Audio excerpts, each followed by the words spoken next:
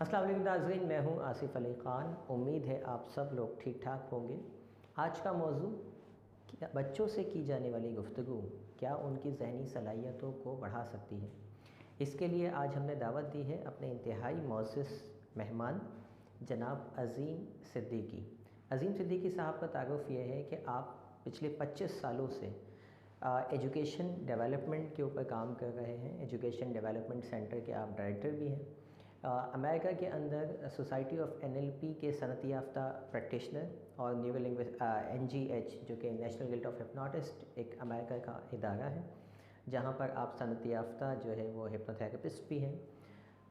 आप पिछले 25 सालों से स्कूल हेड्स को, जिसमें हेड मास्टर्स, प्रिंसिपल्स, हज़ारों किस्म के टीचर्स और तलबा को ट्रेनिंग देते आ रहे हैं। एक बहुत वसी आपका जो है वो नेटवर्क है और पिछले आपने जो कि इतनी दहाइयाँ गुजारी हैं इसके अंदर, तो आइए हम अज़ीम साहब से पूछते हैं कि किस तरह हम अपनी कम्युनिकेशंस के ज़रिए अपने बच्चों की बेहतर नशोनुमा कर सकते हैं, उनकी ज़हनी सलाहियतों को बढ़ा सकते हैं।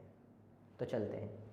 लेकिन सवाल तो आपका अच्छा है कि जब हम बच्चों से गुफ्तगू करते हैं तो क्या बच्चों से की जाने वाली गुफ्तगू बच्चों की ज़हनी सलाहियत को बेहतर करती है, बढ़ाती है?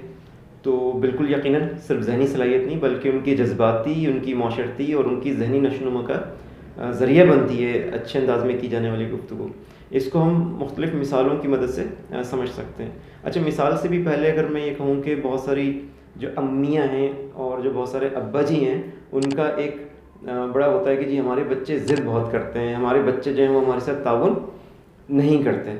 तो इसमें इसका भी बड़ा शानदार हल मौजूद है कि जब हम बच्चों से गुफ्तगू करते हैं तो दो इम्कान आते हैं। बच्चे या तो हमसे ज़िद करेंगे या हमारे साथ ताउन करेंगे। जब हम बच्चों से गुफ्तगू करते हैं तो उसके नतीजे में एक इम्कान ये भी है कि बच्चे की ज़हनी सलाहियत, सोचने समझने की सलाहियत बेहतर हो सकती है, शानदार हो सकती है, या इसका भी इम्कान है कि बच्चा सोचने समझने की सलाहियत से बेचारा महरूम भी हो सकता है। इसी तरह से अच्छे अंदाज में की जाने वाली गुफ्तगू जो है वो बच्चे के अंदर जोश, वलवला, कुछ करने की धुन, उसकी उमंग वो बेहतर हो सकती है, शानदार हो सकती है। या इसका भी इम्कान है कि बच्चे के अंदर हौसला, उसका जज्बा, कुछ करने की धुन बिल्कुल समझें कि ठप ख़त्म। कैसे?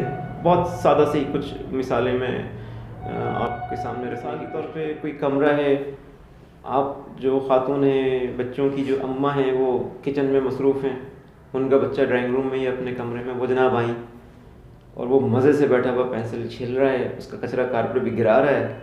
हम एकदम से कहते हैं, असद बदतमीज़ हो गए हो तुम तो हो ही लापरवाह। देखिए, जब हमने ये कहा ना कि तुम तो हो ही लापरवाह, तो इसका मतलब ये हुआ कि मैंने उसकी पूरी पर्सनालिटी को, उसकी पूरी शख्सियत को जनरलाइज कर दिया। तो क्या ये मुनासिब अमल है? कभी तन्हाई में बैठ के खुद सोचिएगा।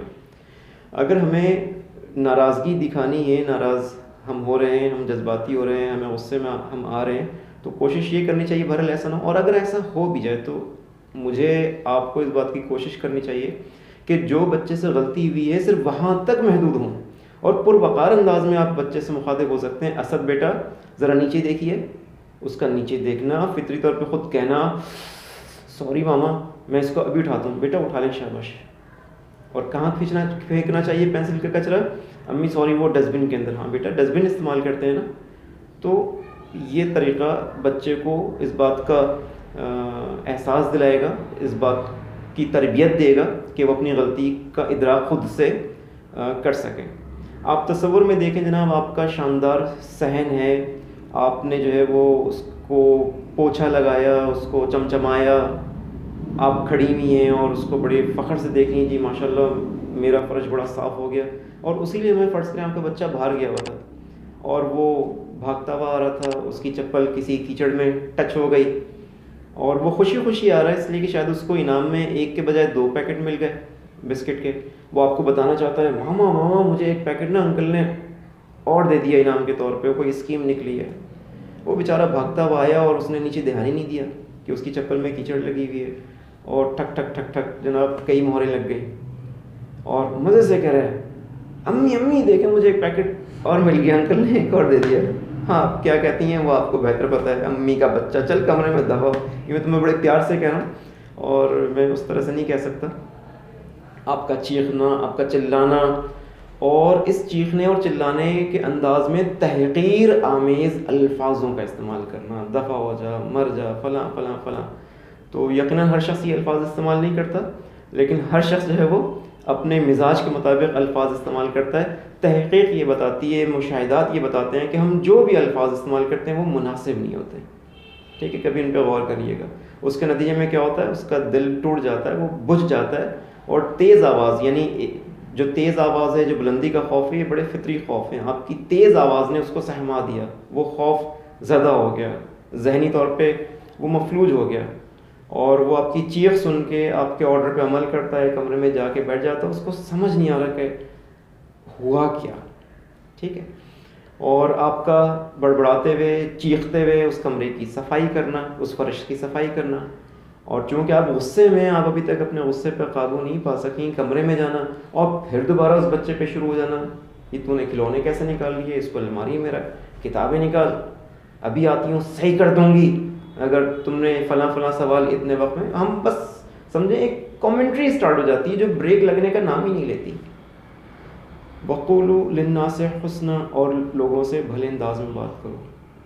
کسی نے سوال کیا جی ہم بچوں سے کیسے بات کریں. بڑا سادہ سا جواب ہے، جیسے غیروں کے بچوں سے بات کرتے ہیں نا، ویسے ہمیں اپنے بچوں سے بات کرنی چاہیے.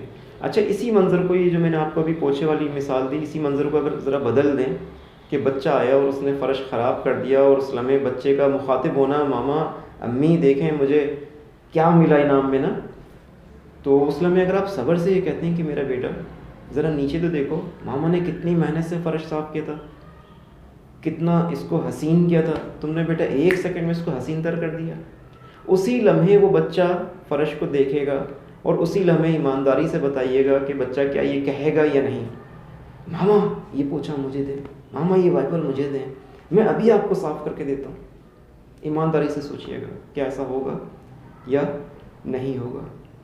تو یہ ایک مثال کے ذریعے آپ خود اس بات کے گواہ بن سکتے ہیں کہ بہتر انداز میں، مناسب انداز میں بچوں سے کی جانے والی گفتگو بچے کی سوچنے سمجھنے کی صلاحیت بہتر کر سکتی ہے، ان کی جو معاشرتی تربیت ہے اس کا ذریعہ بن سکتی ہے، ان کی اچھی جذباتی تربیت کا ذریعہ بن سکتی ہے.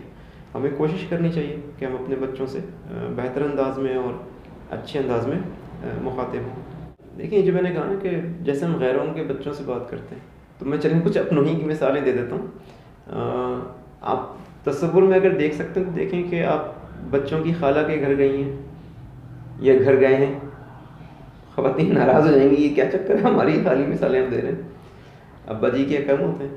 اچھا اینی وے، تو چلیں آپ خالو کے گھر گئی ہیں یا پھپھا کے گھر گئی ہیں، ٹھیک ہے، یا خالہ اور پھپھی کے گھر گئی ہیں، اور دیکھیں آپ وہاں بیٹھی ہوئی ہیں، مزے سے گپ شپ ہو رہی ہے، اور ان کے بچے جو ہیں وہ شرارتوں پہ اتر آئے ہیں، وہ مستیاں کر رہے ہیں، چیزوں کو چھیڑ رہے ہیں، اور ان کی والدہ نے ان کو ڈانٹنا شروع کیا.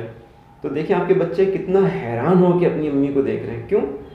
آپ اپنی بہن کو یا آپ اپنی جو نند ہیں یا جٹھانی ہیں، کیا کہتے ہیں، مجھے رشتوں کا نہیں پتہ جناب، یعنی پھپھو کو یا خالہ کو آپ سمجھا رہی ہیں، ارے کیا ہو گیا تمہیں، دماغ صحیح ہے، چھوٹے بچے ہیں، بچے شرارتیں نہیں کرتے تو اور کون کرتا ہے، ایسے نہیں کہتے بچوں کو، بری بات، خیال رکھا کرو بچوں کا، اس طرح سے نہیں کہتے. آپ کے بچے جناب خوش، الحمدللہ ہماری امی اچھی ہو گئی ہیں، ہمارے ابا اچھے ہو گئے ہیں. پھر وہ جناب گھر جاتے ہیں، اور گھر جا کے جو ہے وہ ان سے کوئی گڑبڑ ہو جاتی ہے، اور اسی لمحے آپ کی پھر وہی تیز آواز اور چیخ پکار والی آواز. بچے بیچارے حیران ہو جاتے ہیں کہ ہماری امی کو کیا ہو گیا، ہم تو سمجھ رہے تھے کہ ہماری امی اچھی ہو گئی.